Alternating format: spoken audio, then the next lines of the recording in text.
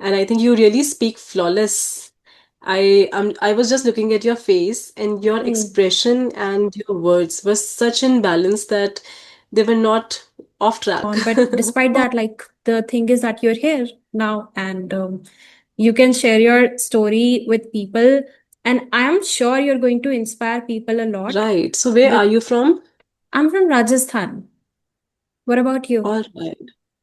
I am from mountains, Himachal Pradesh. Oh wow, that's Yeah, amazing. I think I have been there around maybe 12 years ago now. Yeah, it's been a long time. long Um, time. Yeah. hmm. Okay. But So you it's can such a plan, we can meet. Yeah, for sure. I mean, we were planning for this summer, but because my brother, he is in a college in a different state, so the timings just didn't match, and so we were not able to. Okay, so before we proceed, if you could briefly introduce yourself, that would be great. Yeah, sure. So my name is Monica. I Hmm. hail from city Solin of Himachal Pradesh. I'm a homemaker, mother of two. Apart from that, I'm a writer and YouTuber. Hmm. And what else? I love my life. I love being positive, and I love to talk to people, love to have interactions with them. Despite the fact that I feel jittery sometimes before having Hmm. conversations, I love doing that. Hmm. And I love to keep myself in good mental frame. And Hmm. sometimes I'm working out, go out for walks. That's Hmm. all. That's all about me. Yeah. Hmm. And I would like I to love know. talking to optimistic people like you.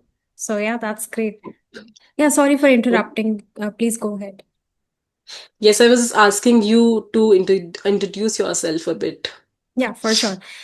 So my name is Niyati, and I'm from Rajasthan. I have done my bachelor's in electronics and communication engineering, and along with that, I started a YouTube channel. I think around 6 months ago, just to have casual conversation with people because well, my mom suggested it. She's literally the backbone of my channel, despite not being on my channel, because I mean, she has been learning English for the past few months. So she told me, like, why don't you start a YouTube channel? I mean, because she saw a lot of people are having English conversation with each other via Zoom sessions and other platforms. And so I was like, okay, I mean, I'll start, but I'm not sure whether I would continue or not because I felt like this is not my cup of tea. Talking to people online, I would feel hesitation like whether what I'm asking is appropriate, whether the answers I'm giving are good enough, or I just felt this fear that I don't want to offend anybody. So, like, that's the reason why. Um, but yeah, I mean, I just kept going and I started loving it. I put my soul into my channel because I started loving it so much. So yeah, it's been 6 months and I definitely want to continue YouTube on the side. I love this hobby. Yeah. Wow, wow, that's amazing. And I've watched a few videos of yours, and I can sense that you have been sensitive enough. Like I've never felt that felt like you have asked someone something inappropriate. So I think you're a Hmm. very sensitive kind of a girl. I've Oh got a wow. very good vibe when I watched you and your channel, and I Hmm. was amazed to see your growth. Like you started a few months ago only, 6 months back. Yeah. And how have you been able to make such a growth in such less time? What's the secret? Honestly, yeah. A lot of people ask me that, and I just say, I don't know. I just kept going. And it's actually because of the amount of subscribers and amount of love that I received from people. The reason why I kept going actually, because I did not know at all whether I would want to continue this. But then I started receiving comments like, well, please continue this and keep going, and you're doing amazing.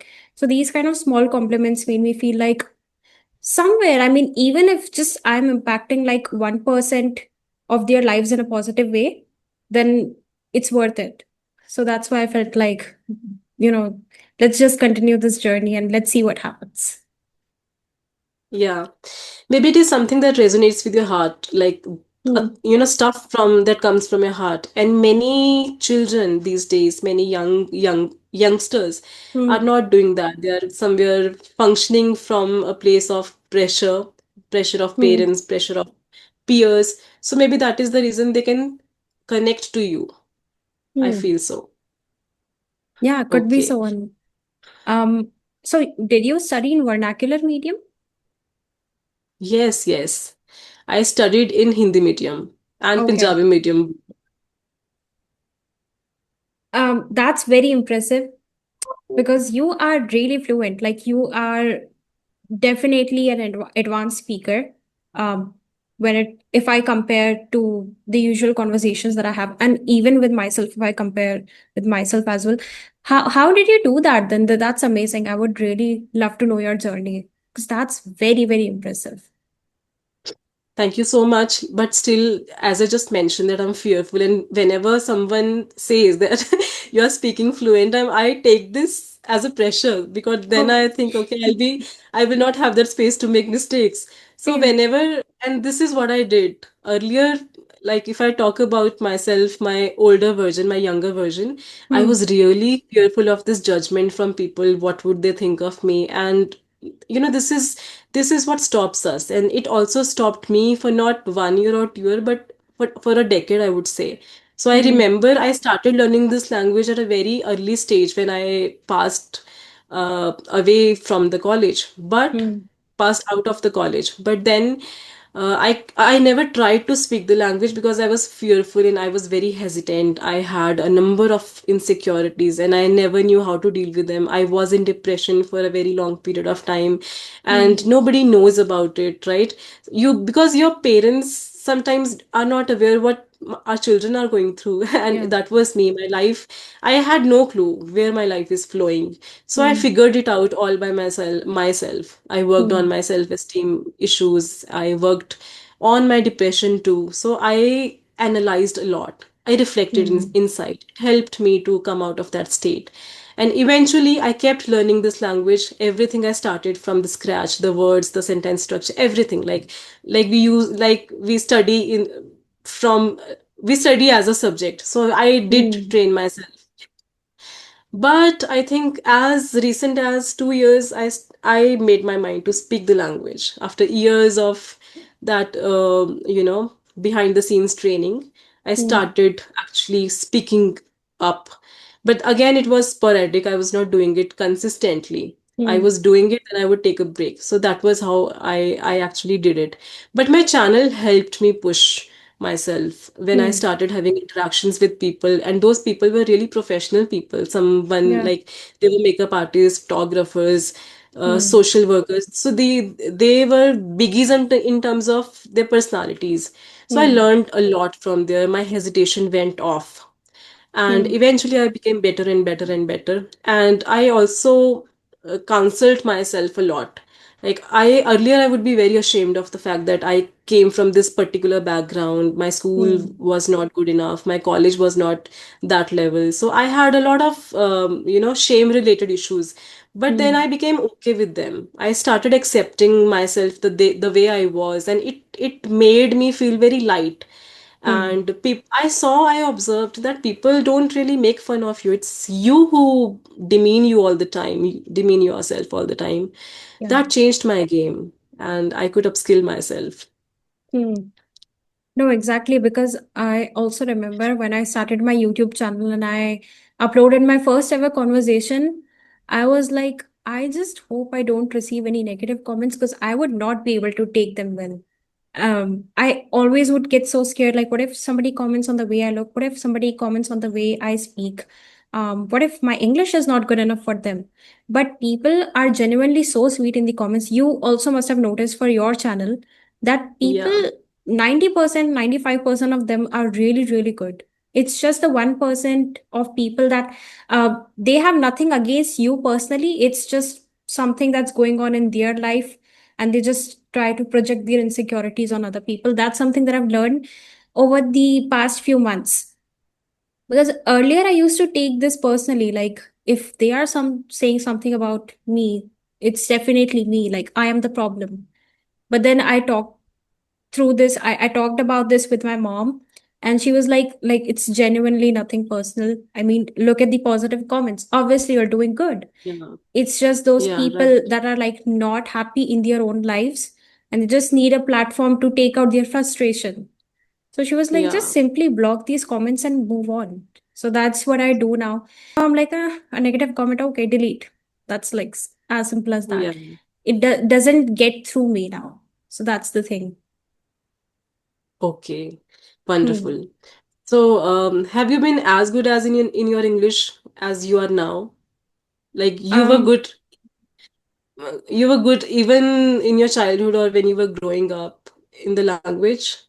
I would be very honest, I don't know whether I was good or not because I did not have the confidence uh, to like speak up, volunteer, be on stage, things like this. Because I would just label myself as an introvert, like, well, I'm an introvert. That's the reason why I'm not doing these things. And so, like, I also remember telling one of my friends, like you are an extrovert, like it's cool for you, but I'm an introvert. And he was like, there is nothing, like there's no concept of somebody being an introvert or an extrovert. We just label ourselves, like you mentioned, we are the ones who demean our personality or the way we look and stuff like that. So he was like, there's nothing like this. It's the situation, the way you see yourself, the way you perceive yourself. And at that time I didn't understand what he meant, but it was only when I started the YouTube channel I was like, I am able to hold conversation with people. That means I cannot label myself as an introvert, which means like at the end it all comes down to stepping out of your comfort zone. You can be whatever you want to be. Like that's what I learned. But okay, so when it comes to my English, the thing is that because I would get so shy and so nervous that I never spoke in English, even in my school. Although I studied in English medium school, and it was recommended that we talk in English with each other. But kids being kids, like we wouldn't really interact with each other in English because we would feel like this person is trying to be over smart. This person is trying to sound cool. So we were like, why not just talk in Hindi? And so that's why we never really interacted with each other in English. There was a social event where like some people were talking in English, and so I was like, okay, I mean, if you guys are talking in English, maybe I should too. And that's when I started speaking. I was like, wait, I think I'm good at it. I might be good at it. So that's genuinely how I got to know. And so me and my mom joke about it so much. Like you literally open So your did you eyes speak? one day. I'm sorry, I'm interrupting you. Did you speak at that particular time? Yeah, I did. Okay. So All before right. that, okay, I would practice in my room with myself. I would speak with myself. I would conduct interviews in English. Like it sounds like something a crazy person would do, but that's what I used to do. Like just because it was my hobby. Like I used to love it. Um, Me being the host, I would ask questions to myself in English and I would answer them in English. I don't know if I was speaking right or not because I did not record it, or I did not check later on whether my grammar was right or not. But that's just something that I was doing. However, nobody actually knew that I could talk in English or not. In front of people, I didn't even know. Like, if I could just step outside my house and talk to somebody in English if I have to. And I still remember this feeling like it was not good. So, we have a lot of forts in my hometown. And so, a lot of foreigners tend to visit. So I always had this urge to like go up to them and talk to them and ask about their country, ask about their culture, and ask how they are liking their stay over here so far. But I could just never go up to them. Although my parents would encourage me so much, like just yeah, go ahead. They're going to be super nice to you. But I was like, there is no way that I'm going to do that. What if I get stuck? What if I don't know what to say? So it was actually a mixture of both me being an introvert plus not knowing whether I could speak in English or not. It was a combination of both the things. And I think I owe my credits to listening, like a lot of listening. I started consuming content in English language, like listening to English songs or watching English movies and watching English series and reading English novels. So I just switched all my content from Hindi to English. My all my entertainment sources were now connected to English language somehow. And so for years I just kept listening. And I think it was much later on in college that when I started talking in English, or even I got the opportunity to talk in English. Because, like I said, in school, there wasn't a solid platform that you have to be speaking in English. Teachers were teaching, and we were writing our papers in English. Apart from that, there was not a solid concept of spoken English. So that was the thing. It was later in college that I gained the confidence that I can talk to people in English, because I personally feel like if we are all Hindi speakers, if we all have Hindi as our mother tongue in college, I would prefer speaking in Hindi until and unless somebody wants to speak in English, because I don't know if the person in front of me is comfortable speaking this language or not. So I would speak in Hindi until and unless they approach me and they start speaking English. That's when I would switch to English. And that's when I got to know that, yeah, I'm comfortable with speaking English around people. And then this feeling just got solidified when I started my YouTube channel, because over here I'm just, from beginning to end, I'm just talking in English language. So yeah, that's the thing. It's kind of a weird journey if you compare it to somebody else's, but yeah. Yeah, but that's really interesting. And I think you really speak flawless. I was just looking at your face, and your Hmm. expression and your words were such in balance that they were not off track. Oh, okay. Yeah, but not better than you. I mean, you could actually be a trainer, an English trainer. You're that Oh good. my God. Really not, please.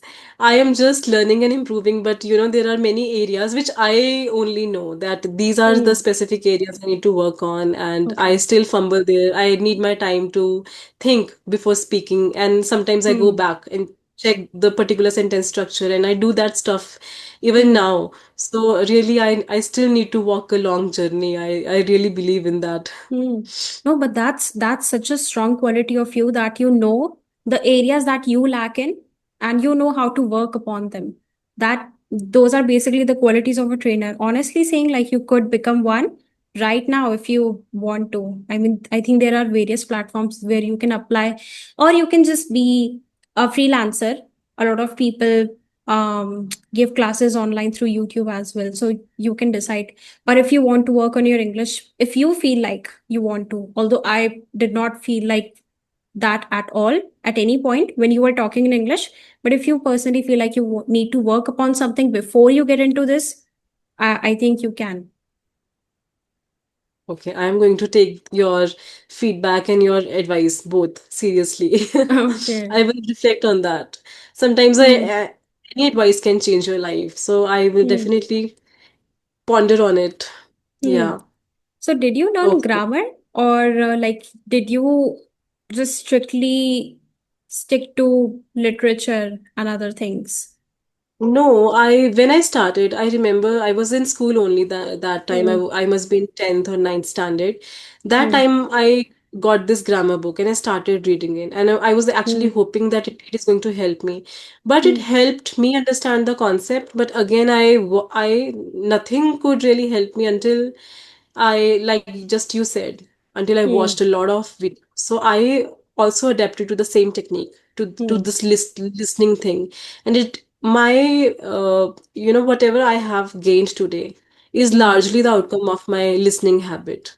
And it Hmm. has transformed my communication skills, because then I was not torturing myself. It was not a Hmm. torment for me. I was learning it naturally, and by over the time it became intrinsic to me.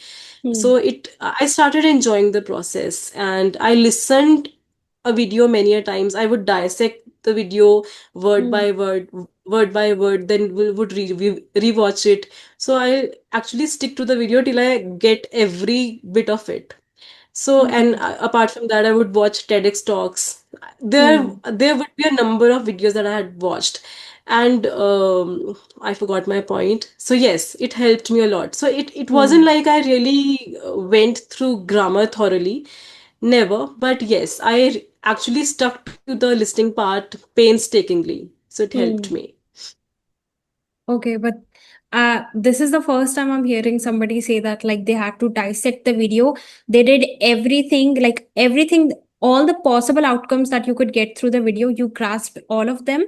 That's amazing because I would take my English sources as entertainment mostly, so as to not torture myself, because my goal was not ever to become fluent in English. It was just that my hobbies shifted towards all these English podcasts and everything. So I think that that could be a plus point for me, that I never took it as studies, and that's why I just learned it through enjoying. Naturally. Hmm. Yeah. Yes, maybe I was very passionate to push myself ahead, and I knew Hmm. that it has been my weakness for years, and I wanted to get rid of that, and I was ready to pay any price for that. And if Hmm. I talk about my today's life, I'm not that passionate for this language. I am just looking for more options in my career to make more Hmm. money. So that's my goal today. Now Hmm. I've become money minded, but back then I wanted to grow as a person, and I wanted to build my personality. Maybe today I've built it, I'm taking it Hmm. for granted. But back then I used to feel like invisible. I used to feel like I'm nowhere, no one is noticing me. I Hmm. actually used to feel that. So I Hmm. craved for that, that I was hungry for that growth. And Hmm. I did every bit to improve myself. Maybe that's Hmm. the case. But you also have Yeah. like a wide range of vocabulary and idioms. How did you do that? Uh, I'm really not fan of idioms. Let me be honest. I Hmm. cannot really stand those people who really use a lot of bulk of idioms in their conversations. I Hmm. can use here and there one or two idioms, but yes, vocabulary I learned again over the years, and I'm also Hmm. into writing, so it helps me build the Yeah. vocabulary. But again, I'm not torturing myself to learn a lot many words at once. Hmm. So I'm learning one word in 3 days maybe, and sometimes two words in just one day. So it's Hmm. natural for me now. So if sometimes I'm watching something on Netflix, or I'm watching reels, and different celebrities are talking on the shorts. So I just Hmm. get these words, and most of the times when we just listen to these words in conversations, they already make sense to us. Hmm. So we already know the meaning of the word before we actually search the meaning. So Hmm. then later I search it, I try to use it, and I really don't run after learning a lot of words, but whatever amount of words I learn, I try to stick to them and Hmm. adapt them to my conversations and in my writing. So I want them to make permanent element in my conversation, rather than bulking them up, and I don't want to burden myself with this Hmm. endless stack of vocabulary. Hmm. Yeah. But did So it's you ever, like, was there ever a saturation point in your life where you felt like this is too much? Like, I don't, because in every learner's life, there is a point where they feel like they're not learning anything anymore despite putting in the efforts. So, did that point come in your life as well? And if it did, like, how did you overcome it? many a times, many a Hmm. times. So as a whole, I always tell this thing to my co-learners. As a whole, Hmm. I say that I had been consistent all the years, but periodically I had taken long breaks, and maximum I had taken a break for 4 months maybe, and Hmm. it would then, it took me a lot of time to come Hmm. back, and but I'm glad that I came back every time, and that was worth, like that was a Hmm. worth decision every time. So of course life, when you are, like, life is such a journey that your goals they keeps changing, and your Hmm. mental states keeps changing, and a lot Hmm. of things keep happening to you. Like there were phases when my father passed away, and Hmm. there was this phase when I had to choose between my career and my education. So I Hmm. went through a lot in my life, but again, then I had to get married, have children. So there have been a lot of haphazard. But again, it was clear in my mind that I'm not going to let that part die, which I Hmm. really feel. I have committed to myself, and I can't let Hmm. that commitment die. So I have always been mindful of that Hmm. commitment. So I think that only, I would not say that I'm making a lot of money. I have been there and I am doing a lot, but I think I'm self-driven. I'm at least trying to update myself every day. So that's Hmm. that's what I'm doing. And writing thing also, I have. like I've learned writing all by myself. I never Hmm. knew that this is my forte, and I never went for a professional course and learned it from a fancy degree or institute. I taught Hmm. it all by myself. So I think Hmm. maybe these things are very tiny in anyone's life. They Hmm. may sound very small things, but I've actually done a lot to gain this. Yeah. A lot of mental, emotional work, I would Hmm. say.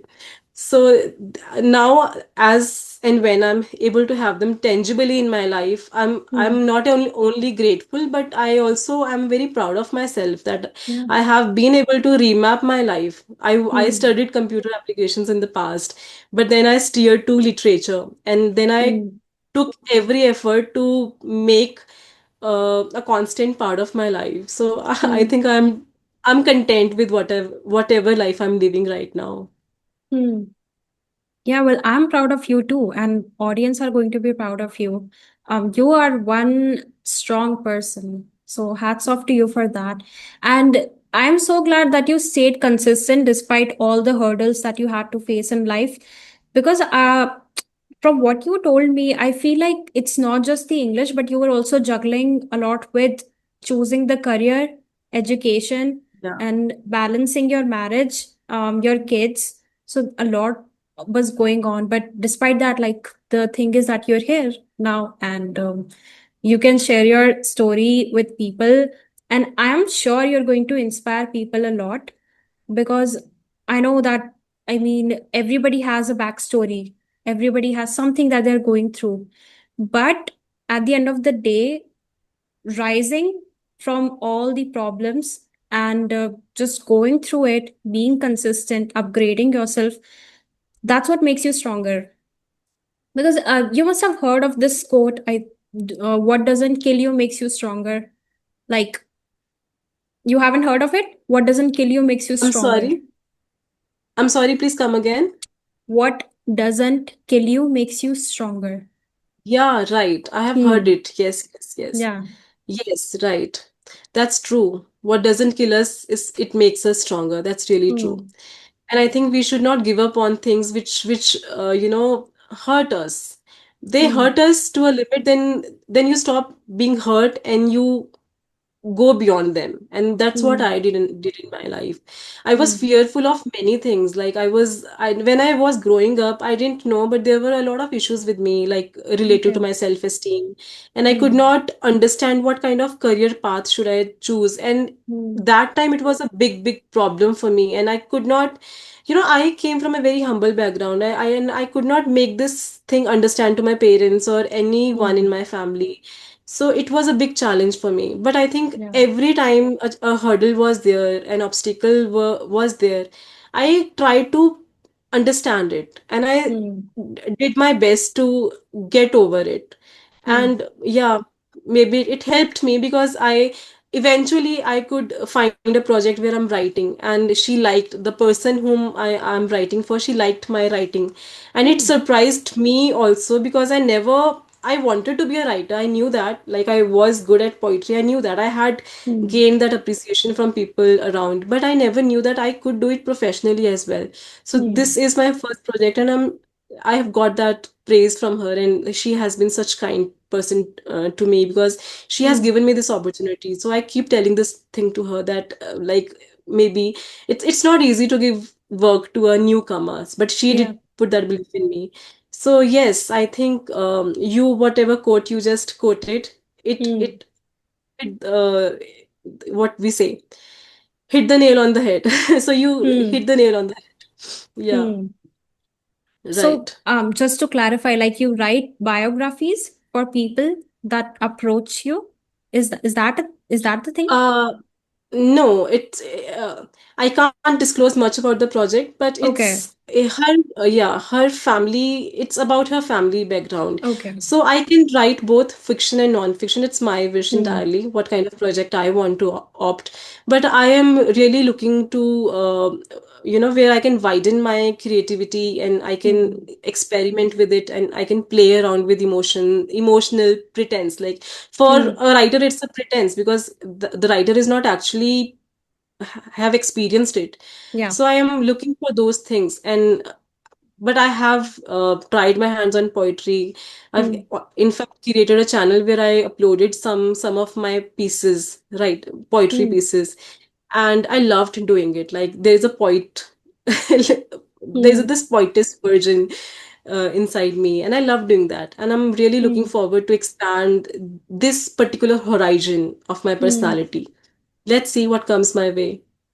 Yeah, I'm sure good things will come your way because of the way you're describing things, and obviously you have the potential.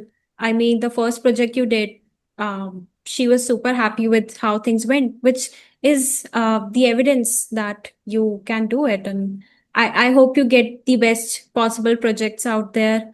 And one thing that you mentioned, being stuck about this thing, career in your 20s, I think it's very common.